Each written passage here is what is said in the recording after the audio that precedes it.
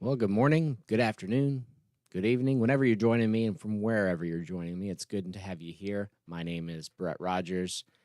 I'm the pastor here at Elwood Cornerstone Assembly of God, and it's good to be here with you.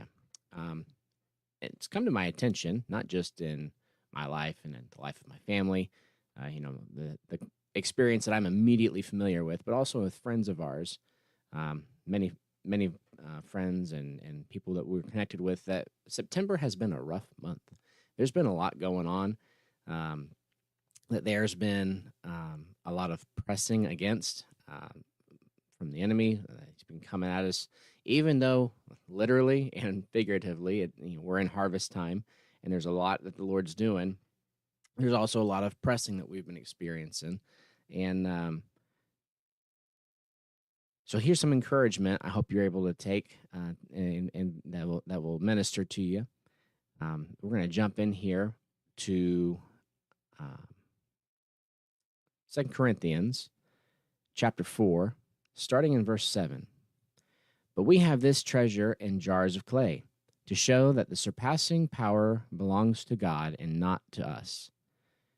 We're afflicted in every way, but not crushed, perplexed, but not driven to despair, persecuted, but not forsaken, struck down, but not destroyed, always carrying in the body the death of Jesus, so the life of Jesus may also be manifested in our bodies. For we who live are always being given over to death for Jesus' sake, so that the life of Jesus may also be manifested in our mortal flesh. So, even though we are limited, right, finite beings, we have limits, and it's good to know what those are. The power to be able to sustain, to be able to press through, to be able to gain victory doesn't come from our ability, right? And we learned this in the Old Testament. It's not by might, not by power, but by my spirit, says the Lord. We are afflicted in every way, right? Jesus, he entered into creation. He experienced all of the affliction, all of the pain that people do, and did so without sin. So even though we experience the afflicted in every way, we're not relying on our own strength to be able to make it through, to be able to come out on the other side. When we're in moments of um, where we just don't understand why things are going on, where we're being harmed by whether it's the enemy, whether it's relationships, um, we get some bad news from a doctor or something, who knows? But it's not our own strength that gets us through. It's the life that Jesus gives. And this is what he's talking about with the carrying on in the body, the death of Jesus. When we experience that suffering, we're identifying in a way, we're identifying in the death of Jesus, like when he broke the bread and what we celebrate in communion, where we remember the breaking the bread. This is my body broken for you. Do this in remembrance of me. And we identify in that death and then also in the life that he brings as well, which goes on to say here. Maybe you've been feeling what it's like to experience some of that, identifying with Jesus and his death with the different situations or circumstances that you've been in. Don't let the happenings, the circumstance around you, steal your joy. It might not make you happy, but the joy of the Lord is our strength, and that comes as we stay close to him, as we abide in him, that the joy of the Lord is our strength.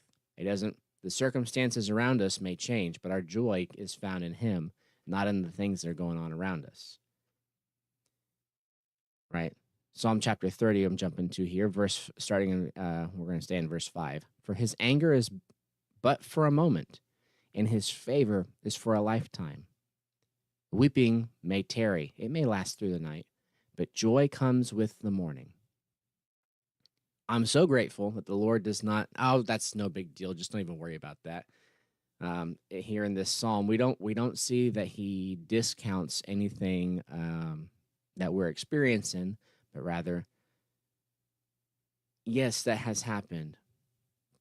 Also, joy is coming in the morning, right? His mercies are new every day. His love for you never fails. He's always with you. He never walks away. Even when he doesn't feel like he's near, He always is. Allow that to encourage you and to speak to you.